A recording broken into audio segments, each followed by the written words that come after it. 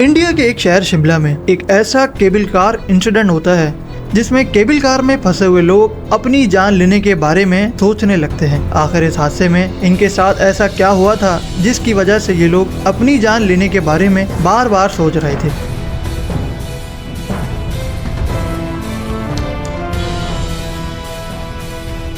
ये ऐसा हादसा था जिसने इंडियन एयरफोर्स को ये रेस्क्यू मिशन छोड़ने पर मजबूर कर दिया था। इस हादसे को शिमला कार इंसिडेंट के नाम से जाना जाता है।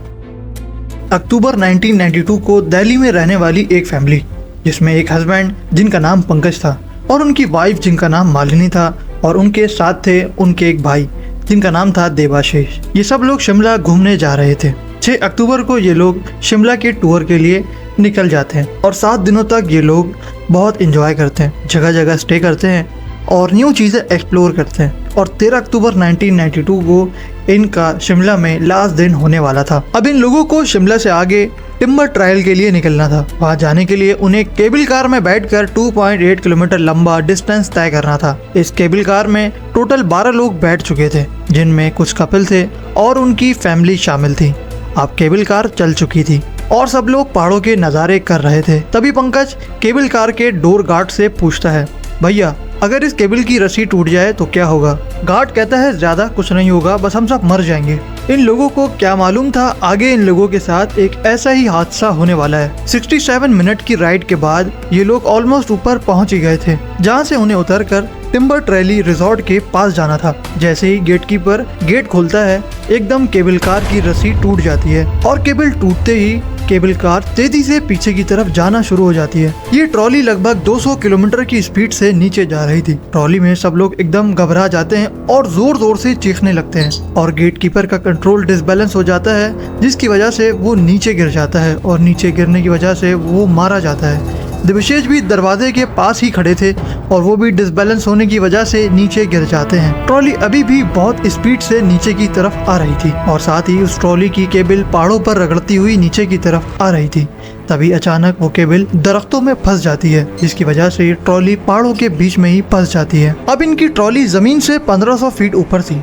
इस ट्रॉली में बहुत अजीब सा माहौल बना हुआ था।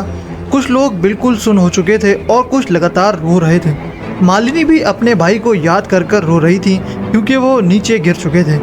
अब ये 8 फीट की एक्सोगन शेप की ट्रॉली हवा में झूल रही थी और इसमें 10 लोग फंस चुके थे। ये ट्रॉली बिल्कुल दरख्तों के पत्तों की तरह हिल रही थी और ट्रॉली के ठीक 1500 फीट नीचे कौशल्या नदी बह रही थी और ये ट्रॉली सिर्फ एक तार में लटकी हुई थी। इन लोगों को इस ट्रॉली में फंसे हुए 8 घंटे हो चुके थे और यहाँ का टेम्परेचर भी -8 था, जिसकी वजह से इन्हें काफ़ी ठंड लग रही थी और ये लोग काफ़ी ज़्यादा परेशान थे क्योंकि ये लोग किसी से कांटेक्ट भी नहीं कर पा रहे थे और ना ही इन लोगों को कोई उम्मीद थी कि कोई इन लोगों को बचाने के लिए आएगा, क्योंकि ये ज़माना 1992 का था। इस दौर में ना ही इंडिया में कोई फ़ोन थे और ना ही कोई ऐसी टेक्नोलॉजी जिससे इनकी मदद की जाए। इन लोगों को अब इस ट्रॉली में फंसे हुए 15 घंटे हो चुके थे, जिसकी वजह से अब इन लोगों की तबीयत ख़राब होना शुरू हो जाती है। कुछ लोगों को उल्टियाँ भी लग गई थी और कुछ लोगों को बुखार हो रहा था। इन लोगों ने इस ट्रॉली में एक जगह डिसाइड कर ली थी जिस जगह पर ये उल्टी और वॉशरूम वगैरह कर सकें। जैसे जैसे रात बढ़ती जा रही थी, ठंड और बढ़ती जा रही थी। ठंड की वजह से ये लोग रोने लगते हैं और इन लोगों की इतनी बुरी हालत हो गई थी कि ये लोग बार बार सुसाइड के बारे में सोच रहे थे। इन्हें अब इस ट्रॉली में 22 घंटे गुजर चुके थे। इन लोगों को जिंदा बचने की कोई उम्मीद नहीं थी। इन 22 घंटों में इन्होंने ना ही कुछ खाया था और ना ही कुछ पिया था। अब इन लोगों की हालत बहुत बदतर हो चुकी थी। इन लोगों की जीने की चाहत आहिस्ता आहिस्ता खत्म हो रही थी। तभी उन्हें आवाज आती है, अगर मेरी आवाज आप तक पहुंच रही है तो विंडो से बाहर हाथ हिलाएं। आवाज सुनते ही इन लोगों को यकीन नहीं आ रहा था कि इन्हें भी कोई बचाने आ सकता है। जैसे ये लोग ट्रॉली की खिड़की में देखते हैं, इन्हें सामने पहाड़ पर आर्मी वाले दिखाई देते हैं। वो इनसे पूछते हैं, क्या तुम लोग ठीक हो? ट्रॉली में फंसे लोग उनकी आवाज़ सुन तो पा रहे थे पर उन्हें कुछ कह नहीं पाते थे क्योंकि आर्मी वाले इनसे बहुत ज़्यादा दूर थे। वो इनसे एक लाउड स्पीकर के जरिए बात कर रहे थे। आर्मी वाले इनको तसल्ली देते हैं कि हम तुम्हें बचा लेंगे, तुम परेशान मत हो। और फिर एक रेस्क्यू मिशन स्टार्ट होता है और इस मिशन को लीड कर रहे थे लेफ्टिनेंट परितोष उपाध्याय। इस वक्त ये यूपी में थे। वहाँ से हेलीकॉप्टर के जरिए ये चंडीगढ़ के चंदी काली मंदिर के हेलीपैड पर 40 मिनट के अंदर पहुँच जाते हैं। फिर ये कमांडो के साथ मिलकर प्लानिंग करना शुरू कर देते हैं। पहले तो ये प्लान करते हैं, एरोप्लेन से कुछ कमांडो को स्काई डाइविंग के जरिए ट्रॉली पर लैंड कराया जाएगा और फिर कमांडो ट्रॉली पर लैंड होने के बाद एक रस्सी बांध देंगे और सब लोग इस रस्सी के जरिए एक एक करके नीचे उतर जाएंगे। पर प्रीतोष उपाध्याय इस प्लान को कैंसिल करा देते हैं। वो ये कहते हैं इसमें बच्चे और औरतें भी हैं, वो ऐसे कैसे कमांडो की तरह नीचे उतरेंगे। फिर एक कैप्टन उन्हें एक और आइडिया देता है कि अगर हम लोग Mi-26 हेलीकॉप्टर को इस्तेमाल करके उस पूरी ट्रॉली को ही उठा लें और एक सेफ लोकेशन पर ले जाकर रख दें। उन्हें ये आइडिया समझ आता है। जब वो ट्रॉली के मॉडल को एनालाइज करते हैं तो उन्हें पता चलता है कि इस ट्रॉली में ऐसा कोई पॉइंट ही नहीं जिसके जरिए उस ट्रॉली को हुक किया जाए और ये प्लान भी कैंसिल कर दिया जाता है। अब इन लोगों के पास लास्ट सिर्फ एक ही ऑप्शन था और वो था Mi-17 हेलीकॉप्टर। ये वाहिद ऐसा हेलीकॉप्टर था जो बहुत से मल्टीटास्क मिशन भी कर चुका है। इस हेलीकॉप्टर की लेंथ 60 मीटर होती है और इसकी हाइट 16 फीट होती है और इसका राउटर डायमीटर 70 फीट होता है। इस बार का प्लान ये था, इस हेलीकॉप्टर को ट्रॉली के ऊपर लाया जाएगा और इसमें से एक कमांडो रस्सी के जरिए इस ट्रॉली के ऊपर उतरने की कोशिश करेगा और वो कमांडो थे मेजर इवान क्रास्टो।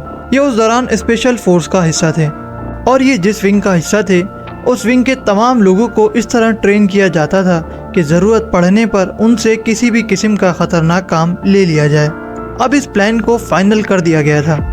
अब इनकी सारी टीम अपनी पोजीशन संभाल लेती है और प्रीतोष उपाध्याय और रेस्क्यू टीम बिना टाइम गवाए फौरन ट्रेजेडी वाली जगह पर निकल पड़ते हैं। हेलीकॉप्टर को प्रीतोष उपाध्याय उड़ा रहे थे और उनके साथ थे सुभाष चंद्र, विंग कमांडर और पैरा कमांडर इवान क्रास्टो थे। 14 अक्टूबर 1992 को 2:30 पर सब लोग ट्रॉली में पास लगाए बैठे थे कि अब कोई आएगा उन्हें रेस्क्यू करेगा।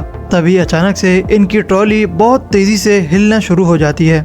उन्हें इस वक्त ऐसा लग रहा था कि अब ट्रॉली गिर जाएगी और ये सब मर जाएंगे। तभी इन्हें एक चॉपर हेलीकॉप्टर की आवाज़ आती है जिसे सुनकर इनकी जान में जान आती है और ये समझ जाते हैं कि अब रेस्क्यू टीम आ चुकी है और ये बहुत जल्द यहाँ से निकलने वाले हैं। मगर इस बात का इन लोगों को बिल्कुल भी अंदाजा नहीं था कि ये मिशन कितना मुश्किल होने वाला है। कमांडो को उतारने के लिए जैसे जैसे हेलीकॉप्टर ट्रॉली के करीब जा रहा था, ट्रॉली वैसे वैसे तेजी से हिलना शुरू हो जाती है। ये एक ऐसी कंडीशन बन रही थी, ये दोनों के लिए ही खतरनाक थी। ऐसा ना हो ट्रॉली की केबल हेलीकॉप्टर की रस्सी पर उलझ जाए और केबल और चॉपर दोनों ही नीचे जा गिरे। प्रीतोष उपाध्याय एक बहुत ही मुश्किल फैसला करते हैं। उनका फैसला ये था कि इस मिशन को यहीं खत्म कर दिया जाए, यानी इन लोगों को इस ट्रॉली में मरने के लिए छोड़ दिया जाए। सुभाष चंद्र एक लास्ट ट्राई का कहते हैं। प्रीतोष उपाध्याय इस चीज के लिए मान जाते हैं। चॉपर दोबारा से ट्रॉली के ऊपर लाया जाता है और इस बार लकीली एक रस्सी के जरिए प्रीतोष उपाध्याय ट्रॉली के ऊपर आ जाते हैं और वो सबको रस्सी के जरिए एक एक करके